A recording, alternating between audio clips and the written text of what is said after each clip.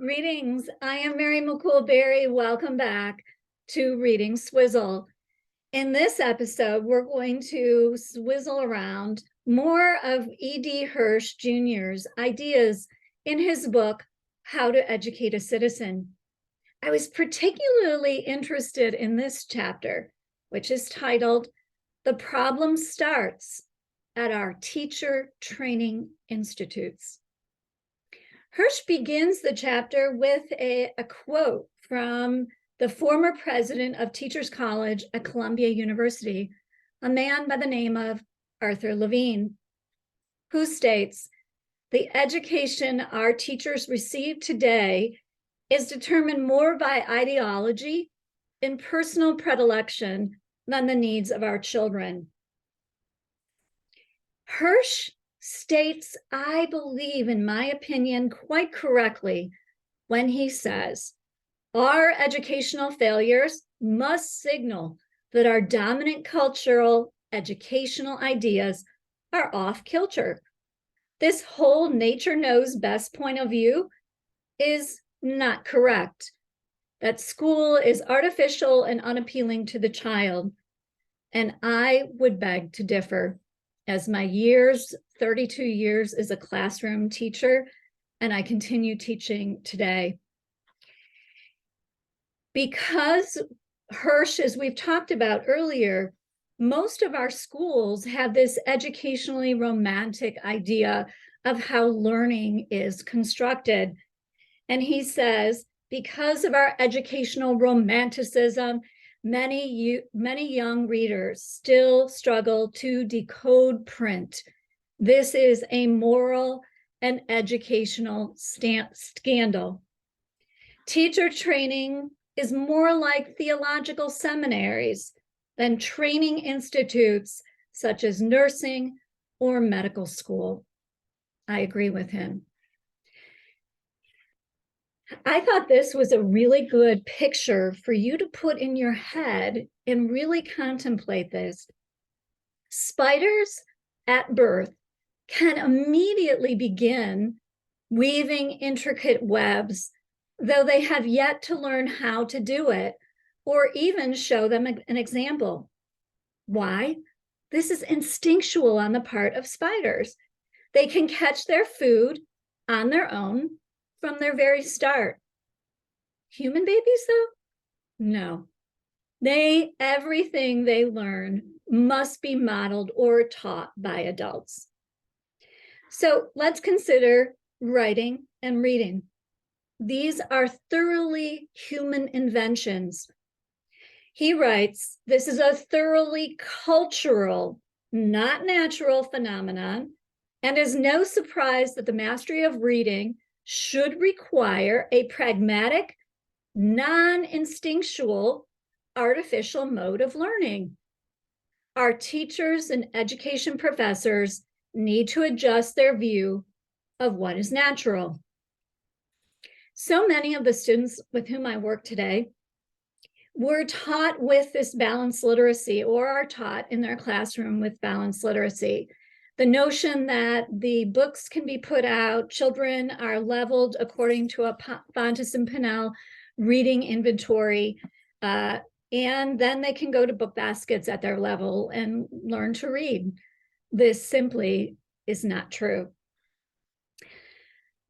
Personalized education is okay. We have to personalize education because our learners are all different and coming from different places. But he said there's a fundamental error, and this is it. We cannot personalize the topics of instruction. Hirsch writes, an excellent teacher can offer all the same underlying topics and ideas, but the shared content will accommodate each child's level. All children in the classroom have in common the essential background knowledge that they need, even as they are encouraged to grasp what is being discussed. So he says sometime in the 1960s, and we've talked about Jefferson and Noah Webster and Horace Mann, progressivism fell into disrepute, and that gave way to this ideology called constructivism, in which students construct their own learning. He writes, learning can be prolonged and disorganized when elementary children learn multiple topics without progression or coherence by choosing their projects, topics, and subject matters. The adoption of progressivism as the official mode of instruction has ensured the educational decline of the United States. So consider one elementary building. And as I mentioned in a previous episode, we are teaching the standards, the Common Core standards, but there is no content, absolutely no content outlined in those Common Core standards. So a student in Ohio, where I live, could travel to Georgia and be learning something different, or to Texas or California, because we're all doing something different. Not only that, but we are doing something different in each classroom in the same school, because the interpretation of those standards is really up to the individual teacher or the principal or the school board. So there is no common content knowledge that our students are learning. Hirsch takes particular aim at a program that has been sold for millions of dollars, as Emily Hanford mentioned, across our nation. And this is the Teachers College of Reading and Writing, their project, Teachers College Reading and Writing Project.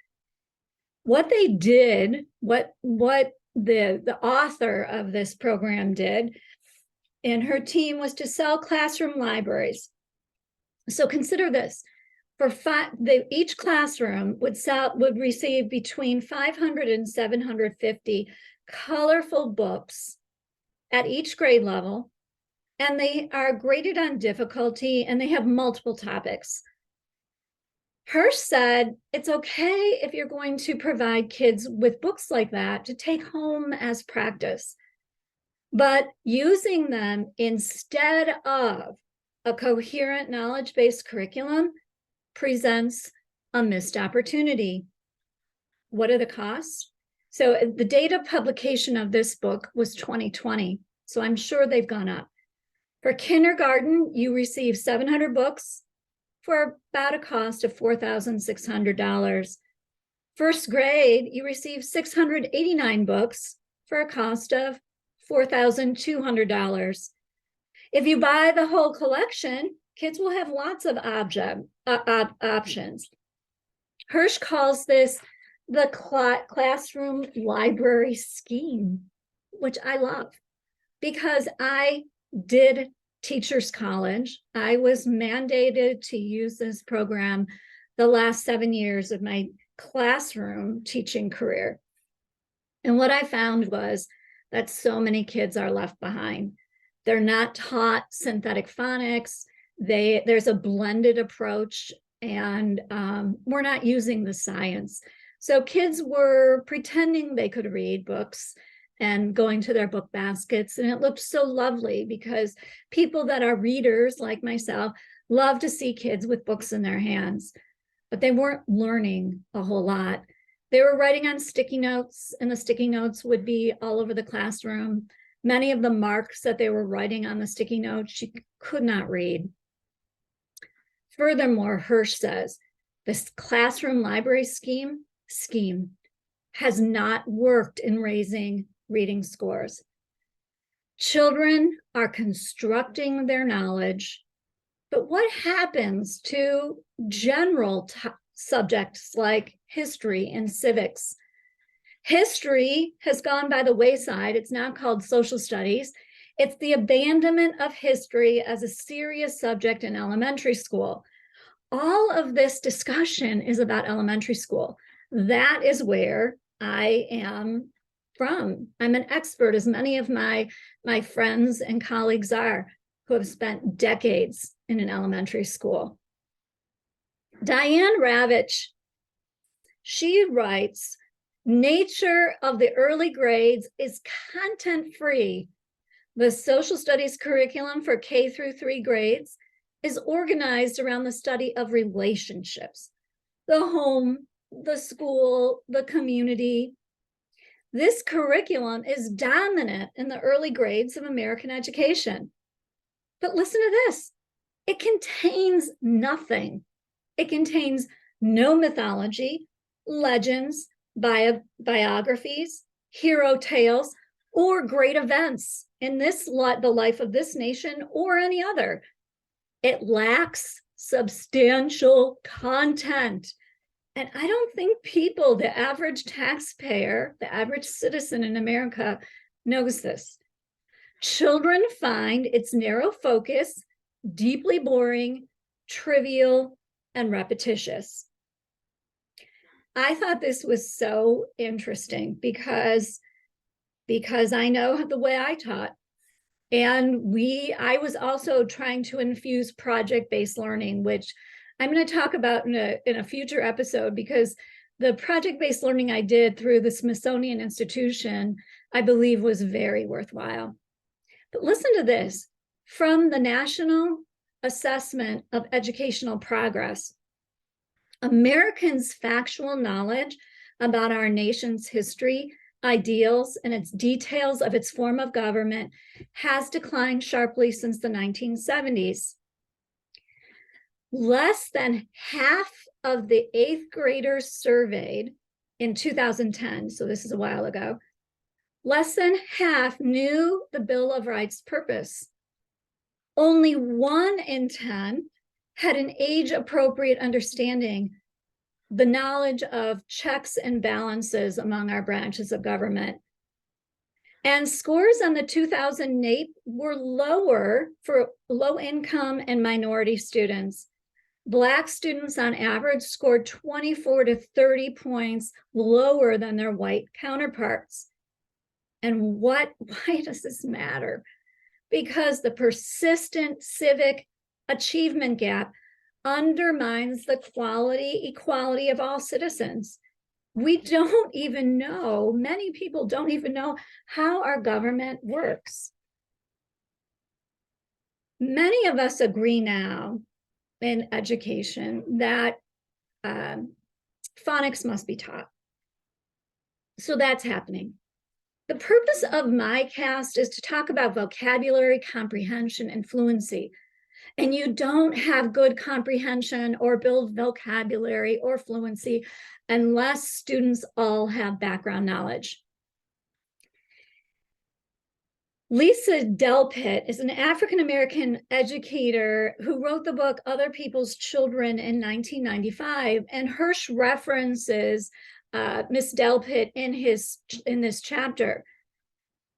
Miss Delpit writes, "The classroom language was often meaningless to Black students and others whose language and shared knowledge was not that of the American print culture and what more advantaged American children received at home. Discovery learning, inquiry learning, and methods for students to work out for themselves. How are they supposed to do that?" she writes. "They don't know what you're talking about." And in my last episode with Dr. Jenna Finnegan, Dr. Finnegan said, we are missing the boat with math because the students don't have the necessary prerequisite knowledge to solve math problems because they don't know the basics. We need to go back to the drawing board. We need to go back to the beginning, according to math expert, Dr. Jenna Finnegan. That was our last episode.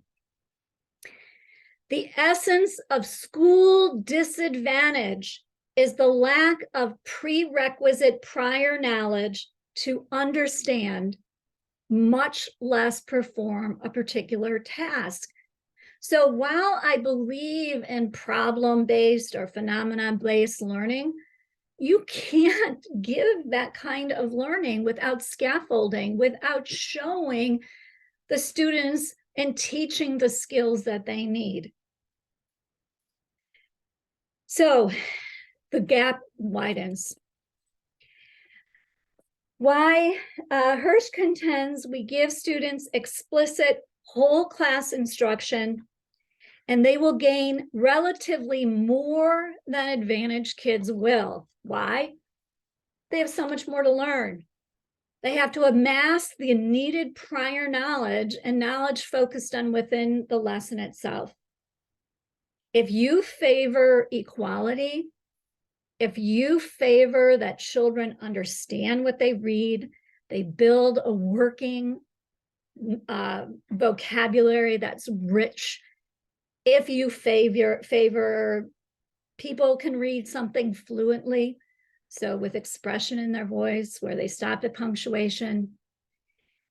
He writes, you should favor that the definite shared knowledge curriculum taught by the most compelling means.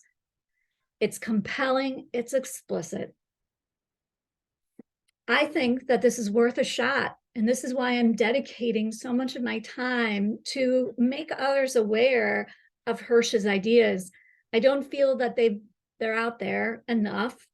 And I think that we need to take a look at them more carefully, because when students leave our classrooms, they need to know about their country. They need to know how to work math.